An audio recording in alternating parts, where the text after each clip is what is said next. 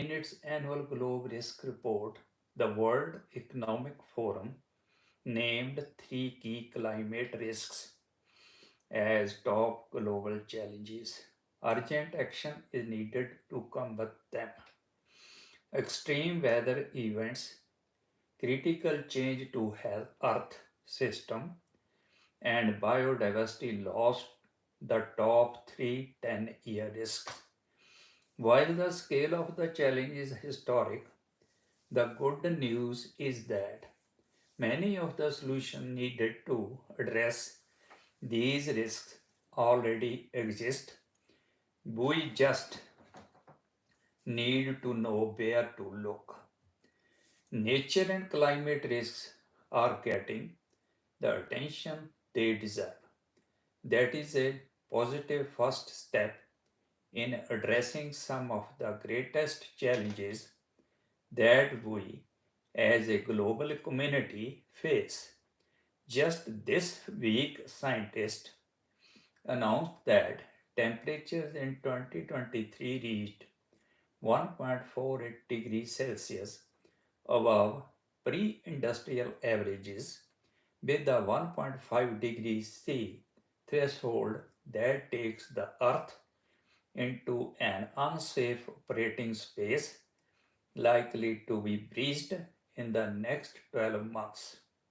The World Economic Forum's Global Risk Report 2024 named three key climate issues as critical challenges humanity facing human extreme weather events, critical change to earth systems, which is a new entrant this year, and biodiversity loss and ecosystem collapse.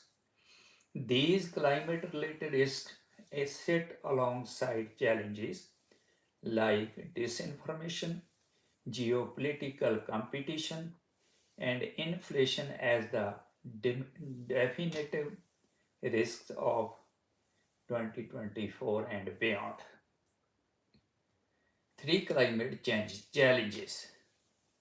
All risks in the report are, to a greater or lesser extent, interrelated. What? When it comes to climate risk, they are connected and mutually reinforcing. Nature is abundantly clear. Abrupt and irreversible changes to Earth systems lead to more extreme weather events and risk collapse in ecosystems that are not well adapted to new climates.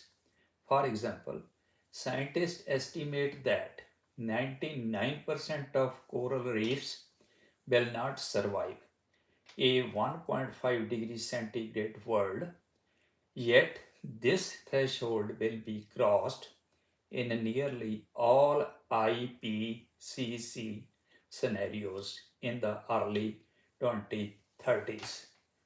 This will lead to a critical change in Earth systems as the die-off of low latitude coral reefs is a climate tipping point. Coral reefs offer an effective barrier to extreme weather from coastal storm surges, and so the gravity and extent of extreme weather damage will grow in their absence. This vortex of climate risk factors has significant and cascading consequences.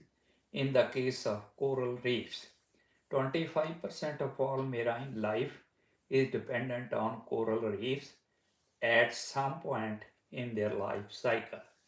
This means their collapse fundamentally undermines the underlying structure of marine ecosystems, tourism, and global food security. In Jared Diamond's Collapse of Civilization, he outlines a 5-point framework that explains why humans have destroyed their lives and societies throughout history. Three of the five are environmental. Three of the five are environmental, environmental damage, climate change, and society's inability to respond to environmental problems. They reflect the findings of the 2024 Global Risk Report and highlight the gravity of our current situation where we are confronted by non-linear, mutually reinforcing existential threat to the ability of life, including human life, to survive. Action to climate risk. There is no doubt that the challenge is great. It is perhaps the greatest challenge humanity has ever or will ever face. The good news, the solutions are available to us. The priority solution is faster emission reduction and credible steps by all actors in our economic system to accelerate the speed and scale of a clean transition. Human emissions Human emissions is the swiftest lever to postpone or avoid critical changes to Earth systems. Once a climate tipping point has been reached, Earth's natural system reinforce changes and so delaying these for as long as possible will give our civilization time to develop appropriate adaptation and resilience strategies. Here then lies the spend. Here then lies the second priority for addressing systemic collapse from climate risk, effectively adapting to coming changes. Effectively adapting to coming changes. For example, as sea levels rise from accelerated glacier melt, we need an ecosystem of interconnected solutions to effectively address threats to human life, landscapes, and property. Many of the solutions already exist, like new European Union policies to better support forced displacement, grassroots innovation in managing the relocation of Arctic communities, the canaries in the coal mine of the climate disaster can be harnessed to understand the policy, safeguard, and approaches that are least and most effective in managing mass involuntary migration. And the innovation is not just coming from developed countries, innovations from African farmers who are at the forefront of drought and flood management are being harnessed to help European farmers protect their crops. Every sustainable development agenda, societal and economic system will need to develop resilience approaches. Much can be learned from nature's forms, processes, and ecosystems that have survived by previous mass extinction mass extinction to create more regenerative designs known as biomimicry, cultivating the mentality for action. Given the nature of the existential threat, it is essential to bear a realistic view of risks alongside hope and optimism. Too much focus on the risk will leave humans with a trauma response of fight, flight, freeze, and fold, leading to eco anxiety and climate grief. These responses induce inaction and serve to propel the risk rather than mitigate it. On the other hand, an overly optimistic view that is reliant on technological fixes further down the line is also unhelpful as decision makers